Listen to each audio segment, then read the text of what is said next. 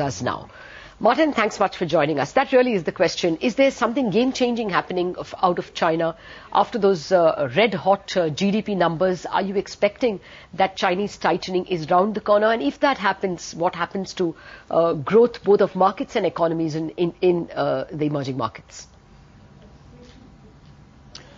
Well, number one, if China does more of the tightening and more measure to cool down the economy, the first thing to say is it's probably quite prudent that they are doing it, unlike in the US, where Alan Greenspan was still encouraging banks to come up with these exotic subprime mortgages and encouraging borrowers, homeowners, to actually go for those exotic features with adjustable rate mortgages and so on, a lot of which are still going to be resetting over the coming years. So this crisis in the US is by no means over. Even the subprime crisis isn't over, and we are now having a new crisis in the making in the Western countries, which is a budget deficit crisis. Yesterday, actually, Obama endorsed a new so-called task force to deal with the U.S. budget deficit problem, but I don't see how they could possibly get it under control. It's 10% now of GDP, same as in the UK. In a number of European countries, too. Greece is somewhere maybe 13 to 15 or even higher.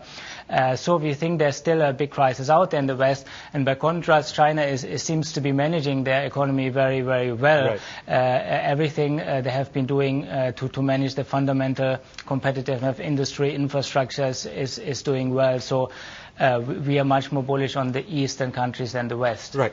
Martin, afternoon. I just wanted to ask you, see, whether it's the US economy or the Indian economy, a large part of the private economy is actually in the markets, which means you can find a direct connection between an economic recovery and what happens to the stock markets. Now, in China, there is a stock market, but most of the companies are not on the stock market. They're either government-owned or they're outside. Is there really any correlation between what can happen to Chinese stocks and what can happen to the economy?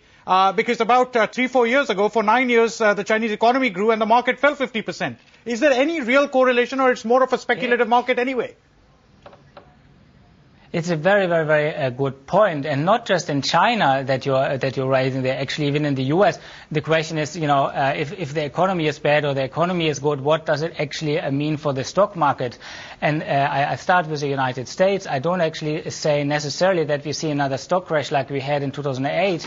It's simply because through this next sovereign debt or budget deficit crisis, we might see the currency go into very high or hyperinflation. So you could actually see the stock market in the U.S. surge in a type of Zimbabwe-style hyperinflation scenario where the stock market likewise went through the roof. So it doesn't necessarily mean stocks are going to fall, while of course we would advise still to be cautious and not to be overstepped in there. But in the China, you are right. It's again different because a lot of companies obviously are state-owned, so it's another whole factor to consider. So if you are looking at the stock market there and how we would view this, obviously the prices aren't as cheap anymore as they were before during the crisis sell-off. So we are a lot more cautious now than we were before when the market was on the floor. Okay. Having said that, still, since we like the renminbi, we do maintain positions in the Chinese market, although a bit more cautious, not the export sector, but the local domestic economy, also looking at convertible bonds as well as stocks just to cushion the downside risk in the short term a bit. Well, Martin, what's the view on India at Tyche? Do you still see valuation gains over here? What would you be looking at sectorally, and where does India rank in terms of comparison with other emerging markets?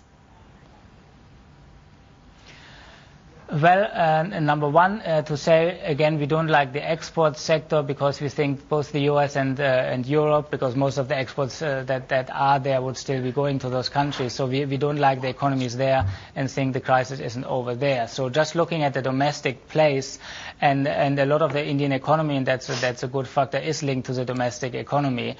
So that's a positive. Albeit we are even more cautious on the equity market in India now than we are on China.